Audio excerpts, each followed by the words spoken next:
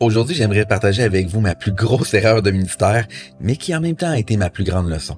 Lorsque nous sommes mariés, Émilie et moi, Dieu nous a dirigés vers une église où il y avait vraiment beaucoup de besoins.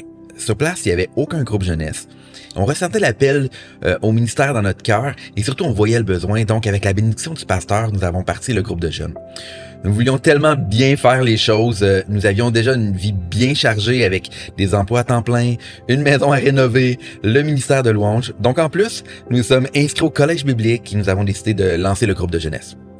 Nous avions un peu d'expérience en leadership et j'avais lu un livre du genre « Les 21 clés pour réussir dans le ministère de jeunes ». Donc, j'ai pris tout ce que j'avais lu et expérimenté dans le passé et j'ai mis ça en place. Et pendant un an, nous étions à fond et vous saviez quoi? Tout fonctionnait. J'ai mis en place des stratégies humaines dans un contexte spirituel et cela, ça portait ses fruits. Cependant, après un an, j'ai tout abandonné. Je me suis dit, le ministère, c'est vraiment pas pour moi. J'étais incapable de supporter toute la pression spirituelle et la charge de la responsabilité de est-ce que c'était assez bon, est-ce que les jeunes allaient connecter ensemble, se faire des amis à l'église, est-ce que mon enseignement était assez pertinent, est-ce que certains vont se perdre à cause que j'en fais pas assez. Puis avec le temps, j'ai réalisé fondamentalement que je basais tout sur mes performances et mes connaissances. Et c'est alors que j'ai compris que même si Dieu me donne des compétences et des connaissances, je dois être 100% dépendant de lui. Dans Proverbe 3, versets 5 et 6, dans la version Nouvelle Bible seconde, ça dit « Confie-toi de tout ton cœur au Seigneur, ne te base pas sur ta propre intelligence, reconnais-le dans toutes tes voies et il aplanira tes sentiers. » Pour résumer, j'avais de bonnes intentions, j'étais dans la volonté de Dieu, mais j'opérais à partir de la mauvaise source. J'avais 22 ans à l'époque, et Dieu a opéré une œuvre de restauration dans ma vie, mais dans ma tête, je voulais plus rien savoir du ministère autre que la louange. Quelques années ont passé et un prophète est venu dans notre église après 3 jours de conférence.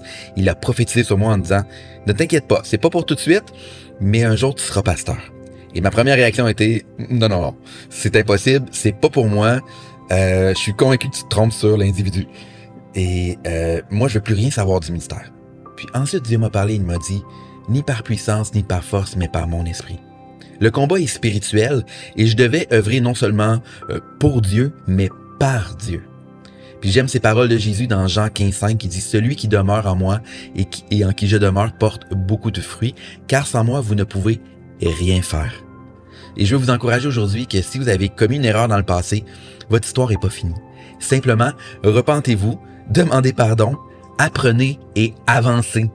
Reconnaissez Dieu dans toutes vos voies et il aplanira vos sentiers. C'était Pasteur Samuel pour Souffle de vie, les 3 minutes qui peuvent tout changer.